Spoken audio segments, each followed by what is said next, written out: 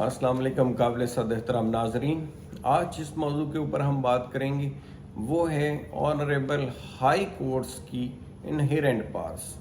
Inherent से मुराद ये है पैदाइशी, मुस्तकिल, परमानेंट और पायदार पार, जिसके अंदर ये होता है कि कोई कोर्ट जहाँ कोई और प्रोविजन ऑफ लॉ ना हो तो वो इसके तहत ऐसे तमाम मकदमात उठाए जिसके तहत फिर कानून और इंसाफ के मामलात को, कानून के अब्यूज़ को रोके और इंसाफ के मामले को आगे बढ़ाए और यकीनी बनाए, जिसके अंदर यानी एक अथॉरिटी जो पोजेस्ड होती है, जिस चीज़ की अदालत पहले से ही मालिक होती है,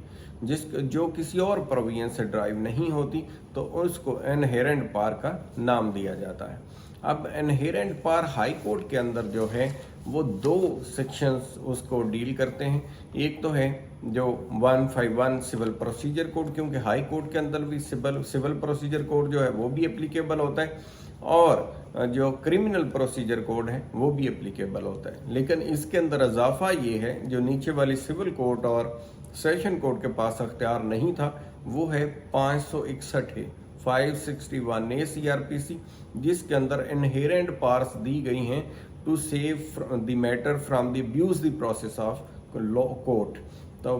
जहां भी किसी भी मामले के अंदर abuse the process of law हो रहा हो, abuse the process of court हो रहा हो, तो उसको कोर्ट को अख्तियार दिया गया है कि वो उसको रोक सकती है, जैसे क्वाशिंग ऑफ प्रोसीडिंग कर सकती है। जैसे कोई भी ऐसा मामलात, प्रोसीडिंग्स नीचे वाली किसी कोर्ट के अंदर चल रही हैं जो कि खिलाफ कानून हैं और abuse the process of law हैं,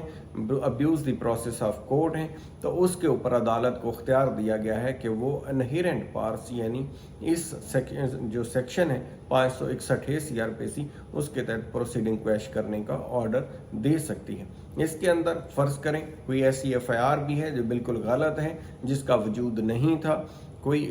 ऐसे शख्स के ऊपर काट दी गई जो मुल्क से ही बाहर है, और यहाँ उसके ऊपर FIR काट दी जाए, हकायक से पता चले, उसको मौके पे ज़ाहिर किया गया हो, वो आके पेश कर दे कि ये मेरा पासपोर्ट है, मैं तो कंट्री में नहीं था, या मेरा इस जुर्म से कोई वास्ता ही नहीं है। यानी ऐसी upper end on the face of the racket ऐसी चीज़ें हों जिनको देखते ही पता चल जाए कि मुद्दा गलत बयान किया गया है, झूठा बयान किया गया है, तो court to save the abuse the process of law उसको फिर क्वेश्चन ऑफ प्रोसीडिंग को ऑर्डर कर देती है और उस मामले को ख़त्म कर देती है। दूसरी तरफ 151 की प्रोविजन है, और तीसरी प्रोविजन इसके अंदर जो है हाई कोर्ट के पास वो आर्टिकल 199 कॉन्स्टिट्यूशन ऑफ पाकिस्तान है, जिसके अंदर ऑनरेबल हाई कोर्ट्स को अख्तियार दिया गया है कि वो डायरेक्शंस दे सकते हैं किसी भी ऐसे काम की जो होना चाहिए तो नहीं हो रहा, यानी अथॉरिटीज़ को जो करना चाहिए था नहीं कर रही, या जो नहीं करना चाहिए था कर रही हैं, तो उसके लिए रोकने के लिए भी ऑनरेबल हाई कोर्ट्स ऑर्डर कर सकती हैं।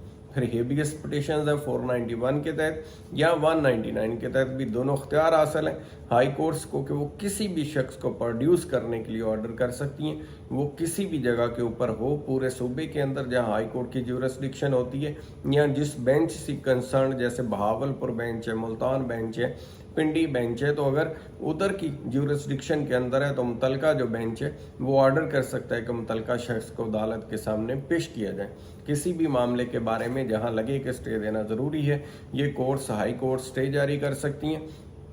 और जहां लगे कि स्टे को वाकेट करना ज़रूरी है, ख़ारिज करना ज़रूरी है, तो कोर्ट्स को अख्तियार हासिल है कि वो ख़ारिज कर सकती हैं जहां देखें कि कोई शख्स उस लिबर्टी का या उस चीज़ का नाजायज़ फ़ायदा उठा रहे हैं, या तारीखें ले रहे हैं, या आर्गूमेंट्स नहीं कर रहा, या केस को एडवांस नहीं होने दे रहा, प्रोसेस ऑफ लॉ के अंदर रुकावट बन रहे, तो फिर हाई कोर्ट के पास अख्तियार है कि वो अपने ऑर्डर को रिकॉल कर सकती है, वापस ले सकती है उस स्टे को, उस लिबर्टी को, उस फ़ायदे को जो दिया गया था इंसाफ को मद्देनज़र रखते हुए। लेकिन जब लगे कि इंसाफ का ही अब्यूज़ हो रहा है, कोर्ट का अब्यूज़ हो रहा है, लॉ का अब्यूज़ हो रहा है, तो फिर कोर्ट अपना अख्तियार इस्तेमाल करते हुए उस ऑर्डर को वापस ले सकती है। यानी हाई कोर्ट के पास इस तरह से बेशुमार पार्स आ गई, जो मैंने 4 सेक्शंस ऐसे बयान किए जिसके अंदर 491 भी और 199 भी है, यानी प्रोडक्शन ऑफ पर्सन के बारे में। 199 में और भी बेशुमार जैसे रेट ऑफ सरशराई भी होती है, जिसके अंदर नीचे वाली कोर्ट्स की मामलात को भी देखा जा सकता है कि वो गलत प्रोसीड कर रही हैं, ठीक कर रही हैं। तो इसमें को वारंटो भी होती है कि जैसे मुख्तलिफ लोगों की अपॉइंटमेंट्स को डिटरमिन किया जा सकता है कि उनकी एबिलिटी फिटनेस उसके लिए थी या नहीं थी, या काबिलियत के बगैर लोगों को लगा दिया या बाकी काबिलियत वाले लोगों को महरूम कर दिया गया। तो उन चीज़ों को भी देखा जा सकता है हाई कोर्ट की रेट के अंदर। तो इस तरह से तमाम चीज़ों को जब मिला के पढ़ते हैं तो ऑनरेबल हाई कोर्ट्स के पास बेशुमार अख्तियारात हैं जो कि सिविल कोर्ट और सेशन कोर्ट के पास उस तरह से नहीं थे जो इस कोर्ट के पास हैं। तो इस तरह से ये कोर्ट भी है, इसके पास भी लात मतनाही उसी तरह से तमाम फैसिलिटीज़ हैं, जैसे डेट्स देखना कि किस मामले को फ़ौरन सुनना ज़रूरी है, जैसे फिक्सेशन ऑफ केस की दरख्वास्तें आती हैं जिसके अंदर एमरजेंसी लोग अपनी शो करते हैं कि हमारा मामला जो है वो अर्जेंट नेचर का है, इसे जल्द सुना जाए। तो उसको डिटरमिन करने के लिए हाई कोर्ट फैसला करती है कि ये वाकई इस तरह का मामला है कि इसमें अर्जेंसी है, और कोई चीज़ अगर हम अर्जेंट नहीं सुनते तो कोई मामला ख़राब होने का डर है, कोई नीचे डिक्री एग्जीक्यूट हो रही है जो गलत हो रही है, या कोई ऐसा गैर कानूनी काम हो जाएगा या ऐसा लॉस हो जाएगा किसी पार्टी को, तो उसके ऊपर ऑनरेबल हाई कोर्ट जो है वो नोटिस लेके तो अर्जेंट केस सुनने का भी ऑर्डर कर सकती है। दूसरा इसके अंदर होता है कि कोर्ट्स ये भी देखती हैं कि प्रॉपर पार्टीज़ कोर्ट के सामने अगर हैं तो ठीक है, अगर नहीं हैं तो इस बुनियाद के ऊपर भी केस को खारिज कर दिया जाता है। जैसे